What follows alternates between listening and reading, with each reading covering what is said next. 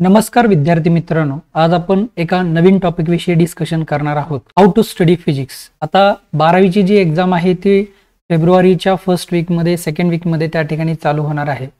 तर त्या संदर्भात फिजिक्सचा अभ्यास कशा पद्धतीने आपण करावा याबद्दल हा व्हिडिओ आपण या ठिकाणी बघणार आहोत. आता याच्यासाठी आपण या ठिकाणी या स्लाइडवरती तुम्हाला दिसत आहेत की एक 5 स्टेप्स आपण इथं सांगितलेले आहेत की जर या 5 स्टेप्स आपण व्यवस्थित पद्धतीने जर फॉलो केल्या तर तुम्हाला 100% फिजिक्समध्ये 85 पेक्षा जास्त त्या ठिकाणी तुम्हाला मार्क मिळू शकतात. तर याच्यासाठी आपण करायचं काय आहे बघा, सगळ्यात महत्त्वाचं म्हणजे जो आपण स्टडी करणार आहोत तो आपला स्मार्ट स्टडी असणं गरजेचं आहे. हार्डवर्क पेक्षा स्मार्ट स्टडी कसा करायचा हे आपण पुढे या व्हिडिओमध्ये बघणारच आहोत. आता त्यामधली पहिली जी स्टेप आहे त्या स्टेपमध्ये get to the core of each concept. म्हणजे काय की फिजिक्स जो आहे तो अभ्यास करत असताना त्याचे जे बेसिक कन्सेप्ट जे असतील ते बेसिक कन्सेप्ट जर आपण व्यवस्थित पद्धतीने जर तयार केले किंवा त्याचा जर व्यवस्थित आपण अभ्यास केला तर आपल्याला कुठल्याही प्रकारची अडचण येत नाही. फिजिक्समध्ये पाठांतर न करता जर आपण ते आठवण्याचा प्रयत्न केला किंवा त्याला अंडरस्टँड करण्याचा जर प्रयत्न केला तर हे सगळ्यात जास्त सोपी मेथड या ठिकाणी होऊ शकते. म्हणजे मेमोरायझिंग करण्यापेक्षा जर आपण अंडरस्टँडिंग जर केलं तर अंडरस्टँडिंग हा एक स्मार्ट वर्क आपण म्हणू शकतो. दुसरी स्टेप आहे make your notes your way. याचा अर्थ काय की ज्या नोट्स असतील म्हणजे सपोज फिजिक्सच्या टीचरनी दिलेले असतील किंवा तुम्हाला कुठून अवेलेबल झालेले असतील त्या नोट्स रीड करून टेक्स्टबुक रीड करून स्वतः नोट्स तयार केलेले असतील तर त्याच्यामधून सुद्धा आपल्याला त्या ठिकाणी 100% यश जे आहे ते या ठिकाणी भेटू शकतं. तसंच जे वेगवेगळ्या प्रकारचे माइंड मॅप्स असतील म्हणजे माइंड मॅप कसा तयार करायचा हे आपण पुढच्या व्हिडिओमध्ये बघणारच आहोत की माइंड मॅप जो आहे तो म्हणजे एका चॅप्टरचा कशा पद्धतीनं आपण सारांश काढून एका पेज वरती ज्याला आपण 1 पेज रिपोर्ट सुद्धा म्हणू शकतो तो कसा तयार करायचा. हा जर आपण 1 पेज रिपोर्ट तयार केला, हे जर माइंड मॅप आपण जर तयार केलेला असेल तर आपल्याला फिजिक्स हा सब्जेक्ट अजिबात अवघड जाणार नाही. तिसरी स्टेप आहे प्रॅक्टिस प्रॅक्टिस प्रॅक्टिस. आपल्या सर्वांना माहिती आहे की तुम्ही स्क्रीनवरती एक लहान मुलगा बघत आहात, तो एक फुटबॉल त्या ठिकाणी खेळत आहे. हा फुटबॉलचा गोल कधी करू शकेल, लगेचच आलेला आहे आणि त्यानं त्या ठिकाणी गोल केला असं होऊ शकणार नाही. त्याच्यासाठी प्रॅक्टिस महत्वाचं आहे. जर आपण व्यवस्थित प्रॅक्टिस केलं 1 रीडिंग 2 रीडिंग 3 रीडिंग 4 रीडिंग ज्याला आपण रिव्हिजन असं म्हणू, हे जर तुम्ही रिव्हिजन व्यवस्थित केलेलं असेल तर तुम्हाला कुठल्याही प्रकारे हा फिजिक्स सब्जेक्ट अवघड जाणार नाही. त्यानंतर प्रॉब्लेम जे आहेत बऱ्याच जणांना न्यूमरिकल मध्ये त्या ठिकाणी अडचणी येतात, त्या न्यूमरिकल वरती सुद्धा आपण पुढे व्हिडिओ बघणार आहोत. तर न्यूमरिकल सॉल्व्ह करण्यासाठी त्याचं प्रॅक्टिस असणं गरजेचं आहे. म्हणजे जर तुम्ही प्रॅक्टिस करत असाल, जर तुम्ही रिव्हिजन करत असाल तर तुम्हाला 100% याच्यामध्ये चांगले मार्क्स मिळू शकतात. चौथी स्टेप आहे फोकस ऑन की फॉर्म्युलाज अँड डेरिव्हेशन. म्हणजे काय की जो टॉपिक आपण रीड करत आहोत त्याच्यामधले जे फॉर्म्युले आहेत ते फॉर्म्युले नोट डाऊन करून घेणं गरजेचं आहे. त्याच्यामध्ये जे डेरिव्हेशन असतील ते डेरिव्हेशन 1दा 2दा 3दा 4दा ते लिहून काढणं गरजेचं आहे.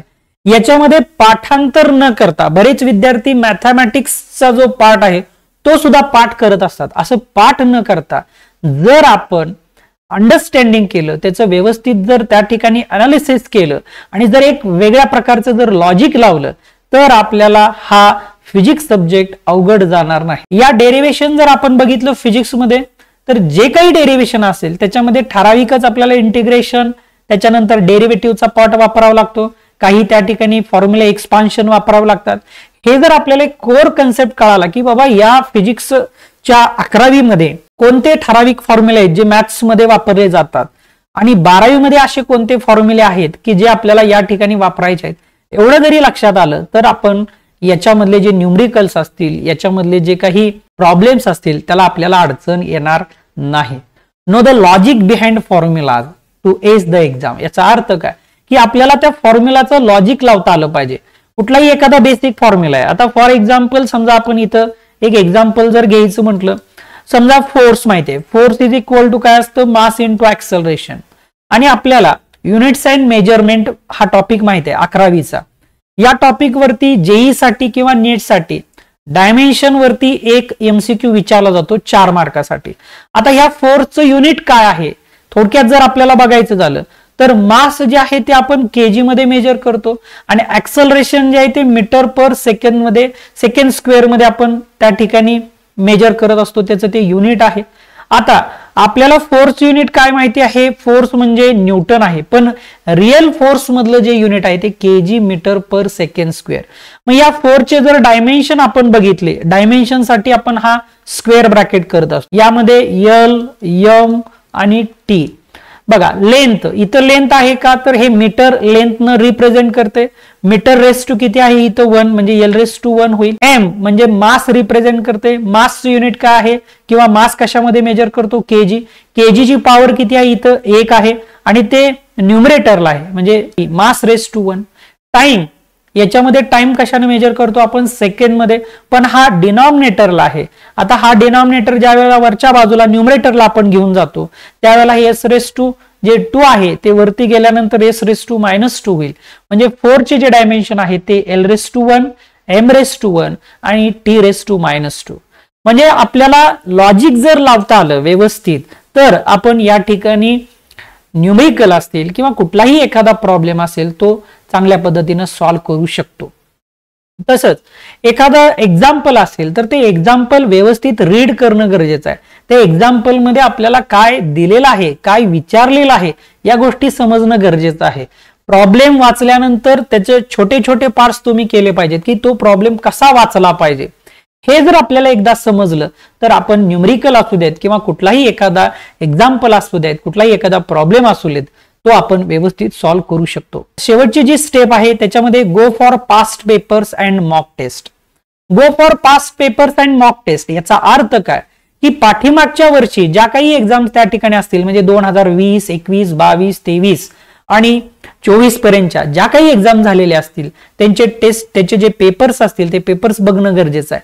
आता सपोज एखादा टॉपिक आहे, इलेक्ट्रोस्टॅटिक सारखा टॉपिक आहे, तर या इलेक्ट्रोस्टॅटिक टॉपिक वरती पाठीमागच्या ज्या काही एक्झाम झालेले आहेत त्याच्यावरती कशा पद्धतीचे क्वेश्चन विचारलेले आहेत, कोणता क्वेश्चन विचारलेला आहे, रिपीट क्वेश्चन झालेला आहे का किंवा तो पॅटर्न तो रिपीट झालेला आहे का, हे बघणं म्हणजे त्याला आपण म्हणतो मॉक टेस्ट किंवा प्रिव्हियस इयर किंवा PYQ सुद्धा आपण म्हणतो. प्रिव्हियस इयर क्वेश्चन पेपर्स जे आहेत ते सुद्धा इथं आपण सॉल्व्ह केले पाहिजेत, बघितले पाहिजेत. याच्यानंतर मॉक टेस्ट म्हणजे काय, तर आपण घरी बसून 1, 2, 3, 4 पाठीमागच्या वर्षीचे जे पेपर्स असतील ते त्या ठिकाणी सॉल्व्ह करणं गरजेचं आहे. पाठीमागे जो आपण एक व्हिडिओ बनवलेला होता की 12वीचा अभ्यास जो आहे तो आता 3 महिन्यामध्ये आपण कशा पद्धतीने पूर्ण केला पाहिजे, त्याच्यामध्ये आपण डिटेल एक्सप्लेनेशन केलेलं आहे की मॉक टेस्टचे पेपर कसे सोडवले पाहिजेत.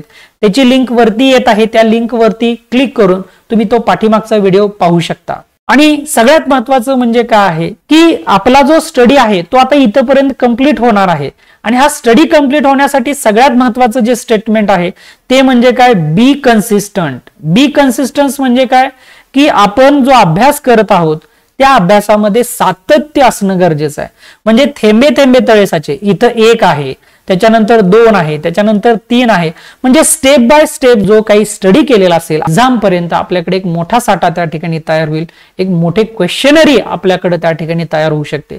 साधं एक्झाम्पल जर तुम्हाला द्यायचं म्हणलं तर इथं तुम्ही बघू शकता. बघा समजा 30 दिवस आहेत, 30 डेज आहेत. आता या 30 डेज मध्ये डेली जर आपण त्या ठिकाणी एक 10 क्वेश्चन जर बघितले, म्हणजे सपोज फिजिक्सचे एक 10 क्वेश्चन बघितले, केमिस्ट्रीचे एक 10 क्वेश्चन बघितले, मॅथ्स असू देत किंवा बायो असू देत त्यांचे एक 10 क्वेश्चन बघितले डेली, तर टोटल आपले त्या ठिकाणी क्वेश्चन होतात 30.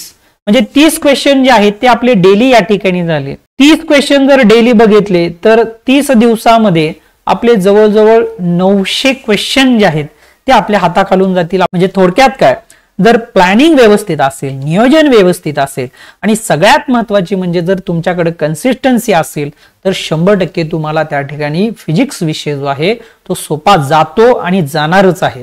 अशा प्रकारे जर आपण लक्षात ठेवलं की बाबा कन्सेप्ट काय आहे, तो डे टू डे लाईफ मध्ये आपल्याला कसा वापरता येईल, हे जर आपण बघितलं तर फिजिक्स आपल्याला अवघड जाणार नाही. या जर 5 स्टेप्स तुम्ही व्यवस्थित फॉलो केल्या, व्यवस्थित जर 1 महिन्यासाठी जर तुम्ही याचं व्यवस्थित नियोजन जर केलं तर 100% तुम्हाला 85-90च्या पुढं मार्क फिजिक्स मध्ये मिळू शकतात. धन्यवाद. अशाच नवनवीन व्हिडिओसाठी आमच्या चॅनलला लाईक करा, शेअर करा आणि सबस्क्राईब करायला विसरू नका. धन्यवाद.